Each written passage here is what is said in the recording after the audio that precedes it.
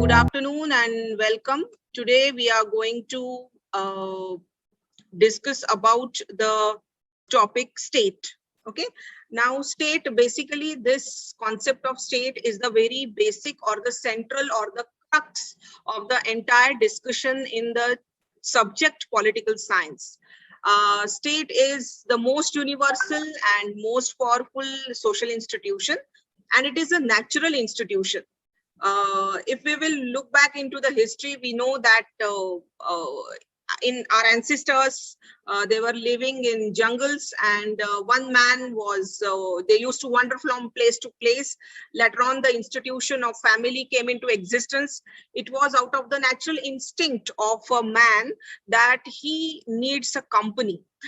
There's a famous quotation given by Aristotle, who is referred as the father of political science.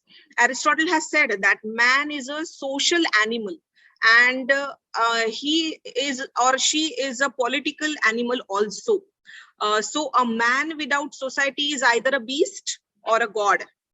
And that is why it's very natural instinct out of which the institution of family came into existence, institution of society came into existence. When number of families started living together, the society came into existence. And when there were some clashes or conflicts in the society, out of the society only, the state, the institution of state came into existence.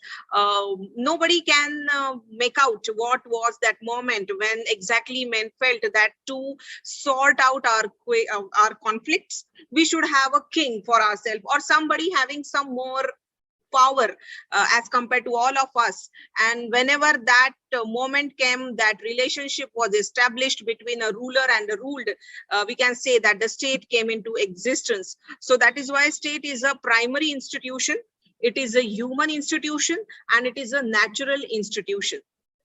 Now, as far as the definition of state is concerned, basically this terminology of state was first used by Niccolo Machiavelli in the subject political science.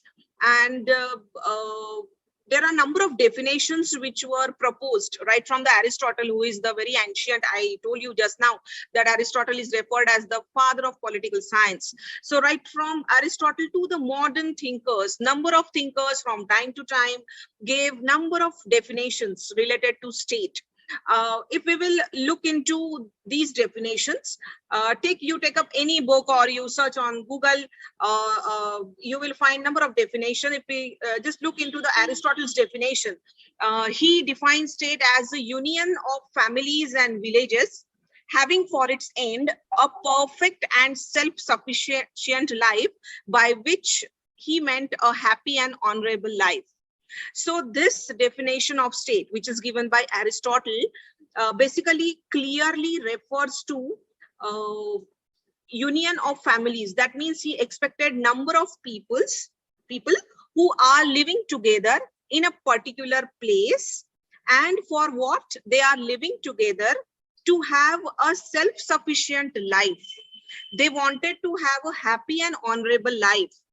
See, this Aristotle's definition clearly shows his very, very positive look, his very, very positive thinking about the concept of state.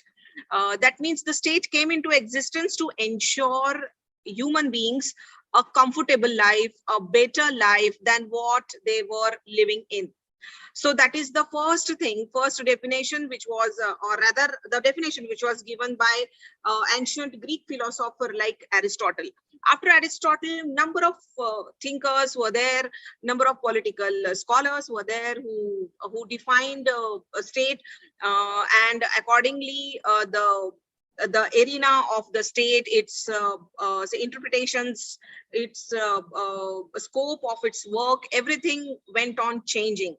Out of these definitions, Garner's definition is one of the most comprehensive definitions, in which Garner says that state is a community of persons, more or less numerous, occupying a definite portion of territory, independent or nearly so of external control, and possessing an organized government to which a great body of inhabitants render their habitual obedience.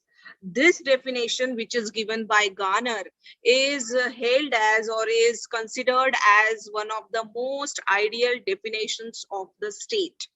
Now, why it is called as a or referred to as one of the complete or comprehensive definition of the state? Because in this definition, Garner has clearly pointed out the four basic elements which constitutes the institution of state. The very first element is population. In Garner's definition, basically it starts with these words: state is a community of persons. That means population is necessary for constituting a state. The population may be more or less numerous. That means the population may be small or the large one. But population is the first very basic, very necessary element of the state. Next, he says that population is occupying a definite portion of territory. So definite territory is the second element of state. Without territory, no state can exist. That is why it is necessary that a definite territory should be there, which is necessary for constituting a state. Thirdly, he refers to in clear words, he has said that it should have an organized government. That means the third important element of state is the government. And the last and the fourth important element is sovereignty. Now, this term may be a new term for you, sovereignty. We will discuss all these elements in detail in the further. So sovereignty, here not exactly, the Garner has not used the word sovereignty in his definition, but indirectly, definitely, he has referred to the sovereignty when he says that it should be, that means that population should be independent of external control, and it should enjoy habitual obedience to the government. Okay, it means that internally it should be having a government to which a great body of inhabitants, that means the citizens, habitants means the citizens of that state, pay habitual obedience. Means paying an obedience to the rules of the government becomes the habit of the citizens. It is not something imposed on them. It is not something which is artificial for them. It is out of habit that they have the habit of paying obedience to the government. Okay, now here government may be of a king or say parliamentary government in which we are living. So any kind of government it may be, but people should having the habit of paying obedience to the rules, regulations, laws, orders of the government, and it should be independent of the external control. Okay, that means independence is necessary if a particular entity claims that it is a state. Now, please remember here that whenever in political science we are using the term state, it means a country. Okay, in Indian Constitution, the term state is used for units within India. That means Maharashtra is a state, or Uttar Pradesh is a state, Kerala is a state. But when I'm talking about or I'm using the term state in political science, it means a country. So India is a state. What we are talking about is a state in political terms. That means a country, how a state can be formulated or can come into existence. So there are basic four elements which are necessary for constituting a state. Now we will see these elements one by one. The very first element which is necessary, which is the basic element for constituting a state, and that element is population. Now, why the population comes very first number here? Because without group of people, you cannot think of a state. State cannot be constituted with a single person. Okay, the population is required. Number of people are required to be living in a particular territory. If the population is not there, the state cannot come into existence, and that is why population, number of people are compulsory to constitute a state. After all, state is a human political institution. So without population, we cannot think of a state.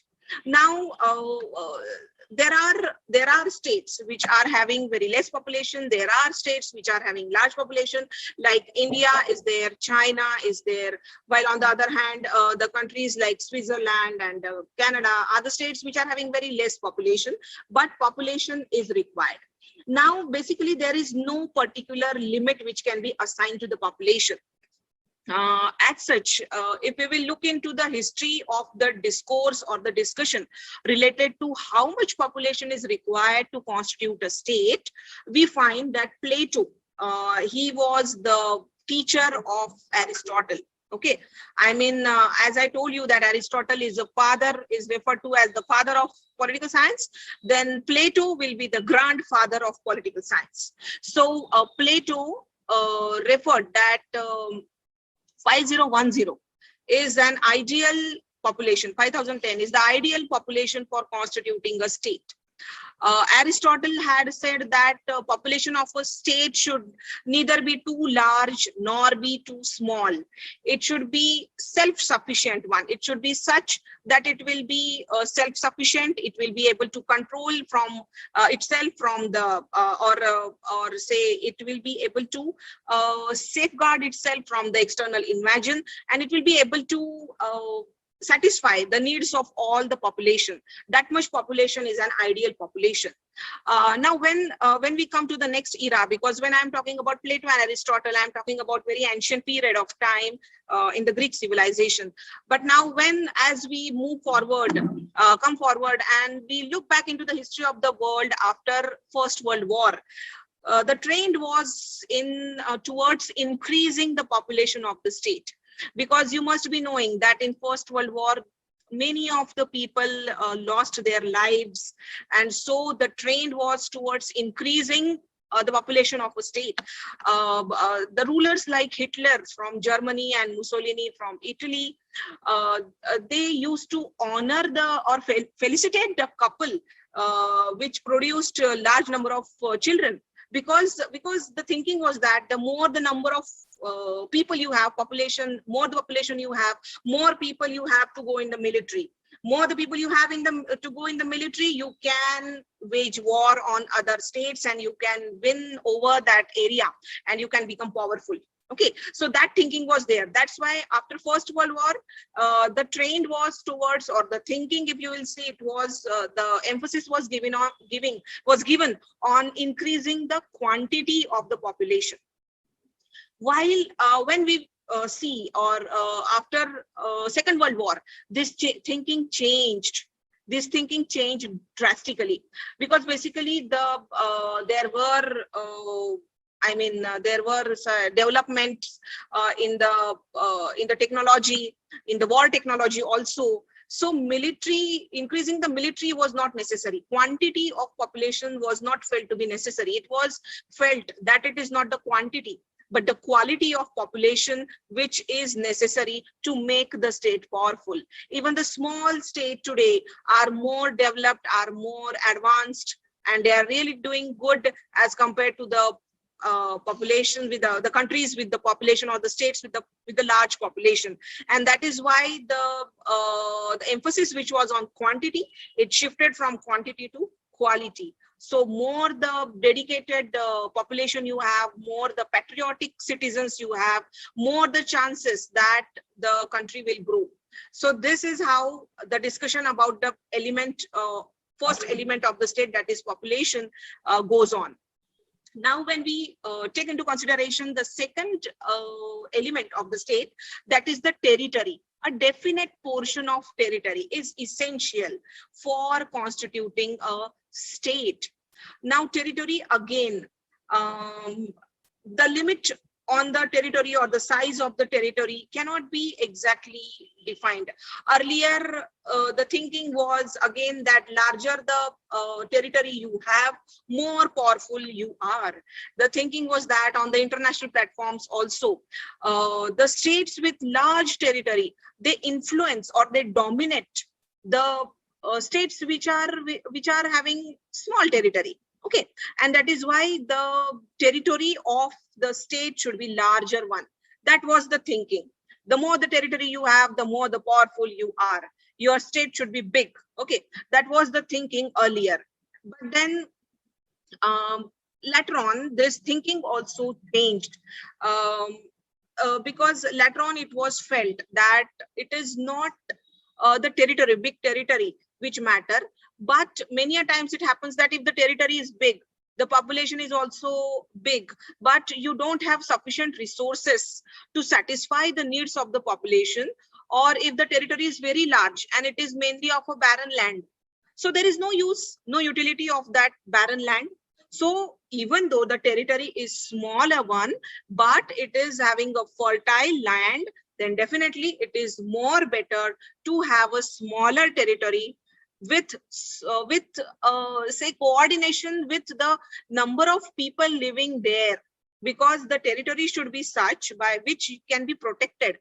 Okay, and secondly, it should be able to satisfy the needs of the population living in that state. That is why larger territory was not a proper parameter for considering the country to be powerful.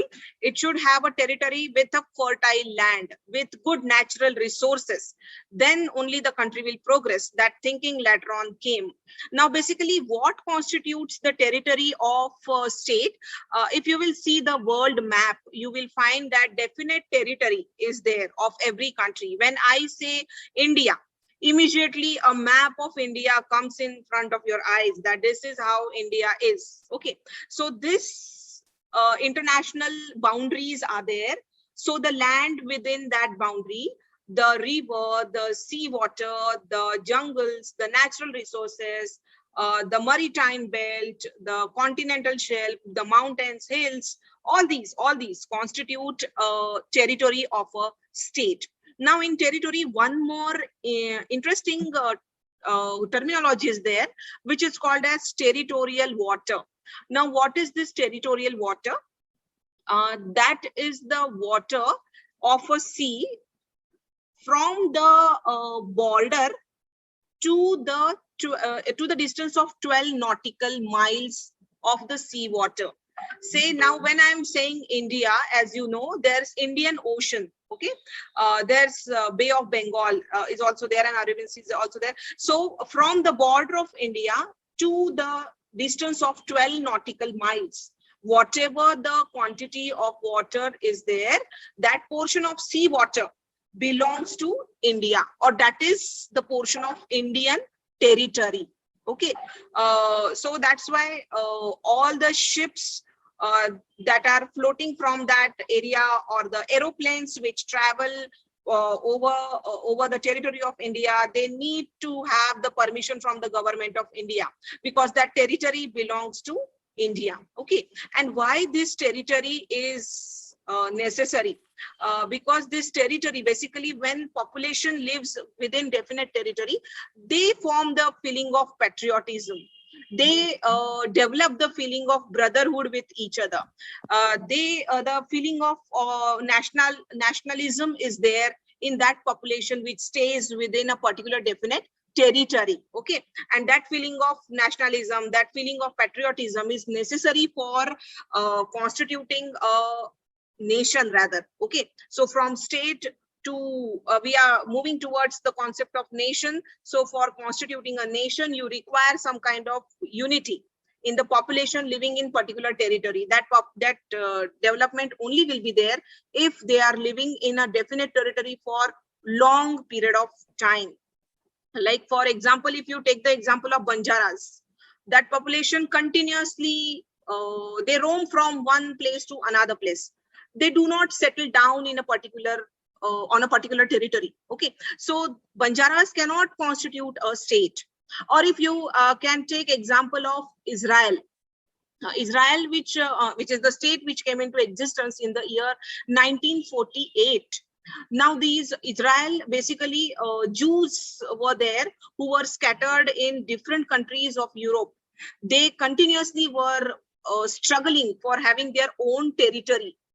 Okay, so Jews people, they were having the population, they were scattered all over the Europe, but they wanted that their separate country should be there, which will be the country of Jews. And so they continued their struggle on the international forums also. And in 1948, Israel as a state came into existence because they wanted to settle down on a definite territory. And Israel really is one of the developing country of the world. So this is how territory is an essential element. Without a definite territory, no state can come into existence. When we will move forward now, and we will take into consideration the third element of state, which is the government. The government is basically a machinery or the agency through which the will of the state or the wishes of the population living in that state actually comes into existence, or it is the machinery through which all those laws which are made, they are all implemented, and a kind of disciplinary life is ensured. Okay, government is, that is why third essential element of the state. Basically, when I am talking about the government constitutes of three organs. With these three organs only the government can function. The first is legislature, the second is executive, and the third is judiciary. Now, legislature is an organ of the government which formulates the laws. It is the body which makes the laws. It is a law-making body of a state.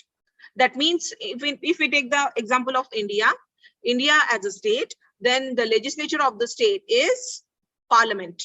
Parliament makes the laws which are to be followed, which are to be implemented all over the country. Okay, so legislature is the first organ which makes the laws. Second is executive. Executive is a body or the organ of the government which basically performs the law application functions, or the implementation of laws is the responsibility of executive. And third is the judiciary. Okay, now as far as judiciary is concerned, judiciary is the body of the government which punishes the lawbreakers. That means if a law is made or a rule is made by the Parliament, if any citizen breaks that law or breaks that rule, who will catch hold of that person? It is the police who will catch hold of that person. But police will not impose any punishment on that person. It is the judiciary basically which is given the functioning of or adjudication. That means if there is a particular punishment for breaking a particular law or breaking a particular rule, then that person will be punished by the judiciary as per the as per given or as per the directions given under the laws. Okay, so that is why these are the three organs of the government which are the basic organs, and these organs only constitute the government. So the three organs are legislature, executive, and judiciary. The type of government may be any, like it may be parliamentary form of government, or it may be presidential form of government, or the unitary government, or the federal government. But what is basic thing when we are referring to the government, these are the three functions basically which are done by the government. And so these are the three basic organs which are necessary organs to constitute a government. Without these three organs, the government won't be able to function properly. So this is how government is an essential third element of the state, and it is through government only that the discipline is maintained, the rules are followed, a kind of law and order is maintained within the state, and that is why government is very, very necessary organ of the state. And now we come to the last element of the state, which is sovereignty. Now, sovereignty, if you will look into the dictionary, you will find sovereignty means a sovereign is, many a times the term sovereign is used for a king. Sovereignty means the most powerful, most important power, okay, which is with the state. It is the most exclusive element of the state. And unless and until sovereignty is there, the state cannot exist. It is called as the soul of the state. If you take out the sovereignty, it means the state doesn't exist at all. That is the importance, though it comes as such as the last element, but it is one of the most important elements of the state. Though the population is there, though the territory is there, though the government is also functioning, unless and until sovereignty is there, we will not say that it is an independent state. Say, for example, take the example of India itself. Before independence, that is before 15th August 1947, the population was very much there in British India. The territory, definite territory was there. Yes, it was there. The government was also there. It was the government run by British Parliament.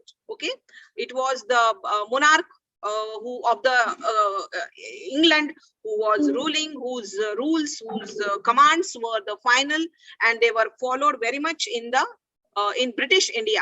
But India was not an independent state. What exactly happened on 15th August 1947? What the India got to claim itself as a state? It was the sovereignty. It was the sovereignty which it got, and it became an independent state on the map of the world. Okay, now when I'm talking about sovereignty, basically sovereignty refers to two types of sovereignties, or two aspects of sovereignties, which are essential aspects. First aspect is internal aspect of the sovereignty, or internal sovereignty. It means that the state or the power of the state to order and regulate the activities of all the people, groups and institutions within the territory of a state. That means all the people, all the citizens, all the institutions have to follow the laws which are made by the government which is in existence in a particular state. For example, take the example of India again. The government of India is internally sovereign now. That means whatever the laws the government of India wishes to frame, wishes to implement for the citizens of India, it can do so. Nobody, no other foreign government can dictate its term on what kind of internal laws the Indian government can make or how it can be implemented. So that is called as internal sovereignty. The laws which are made by the parliament are equally implemented. They are imposed on all the people, all the citizens, and the citizens follow those rules, those laws which are made by the government. Okay, so within territory, if the citizen is there, if an institution is there, then it is bound by the laws, norms, regulations, rules which are made by the government of India or the territory of any state. Now, second aspect is the external sovereignty. Now, what exactly the external sovereignty means? In simple word, it means independence. That means that the state should be externally sovereign to determine its own foreign policy. The Indian government is having external sovereignty. That means it can decide its own foreign policy. The government of India decides which international bodies it wants to go and take its membership, which international organizations it wants to be the member of, with which country it wants to have a friendly relations. Okay, so all these related, whatever foreign policy decisions you want to take, the government is free to take those decisions. That is called as external sovereignty. The government is externally supreme, okay, to decide the decisions are related to its foreign policy or diplomacy. So this is called as external sovereignty. Unless and until the state has both the aspects of sovereignty, internal as well as sovereignty, as well as external, it cannot be said to be a state, an independent state. End of sovereignty means end of state. That's why sovereignty is almost a hallmark of every state. it is an exclusive property of every state. So these are the four organs of the state. First is population, second is territory, third is government, and fourth is sovereignty. Unless and until all these four elements are there with an entity, that entity cannot claim to be a state. Even if one of these elements is not there, then it cannot be an independent state. Okay, so that is how state is constituted, and so this is how the elements of the state plays important role in constitution of the state.